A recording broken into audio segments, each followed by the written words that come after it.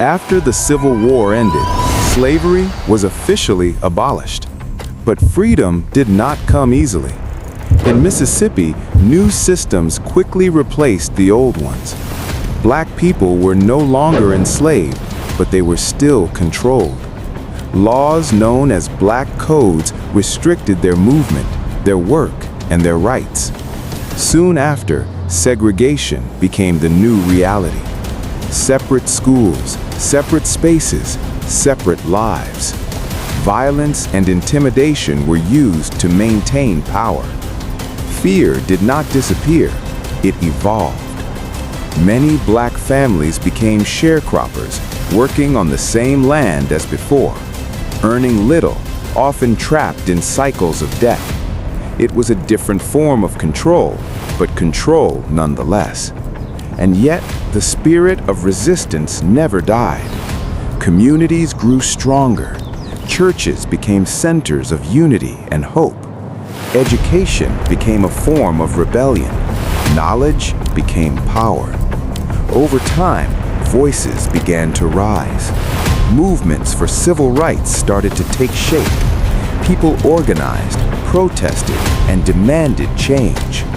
Mississippi once again became a center of history, a place of struggle, but also a place of transformation. The past left deep scars, but it also built resilience.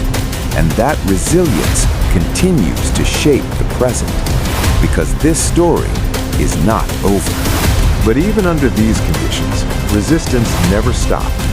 Some resisted quietly, slowing their work or preserving their culture. Others made the dangerous decision to escape. Many fled into the swamps, vast, wild, and unforgiving lands, places where few could survive. In these swamps, hidden communities began to form. They were known as maroons. Life there was still difficult, filled with danger and uncertainty. But something had changed. For the first time, there was freedom. During the Civil War, resistance grew even stronger. People began to fight back against the system that had oppressed them for so long. The film Free State of Jones portrays part of this history.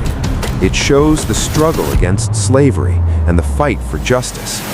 It also shows how people, both black and white, came together in resistance, fighting for something greater than themselves.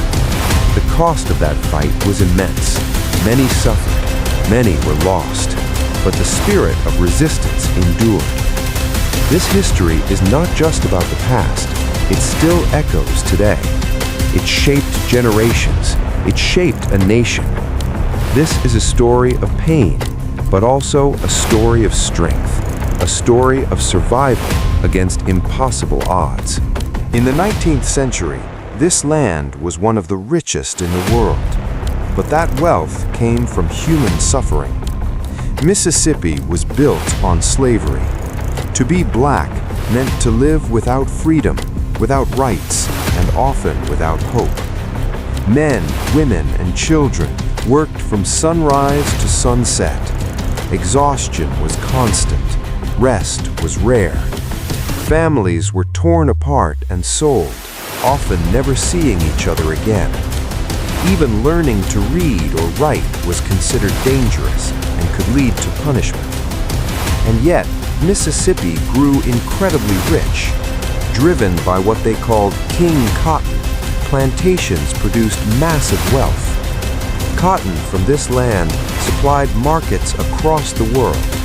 To outsiders, it looked like success, but in reality, it was wealth built on suffering. Wealth for some and pain for many. Punishment was used to maintain control. Fear shaped everyday life. Living conditions were harsh, with little food, poor shelter, and almost no medical care.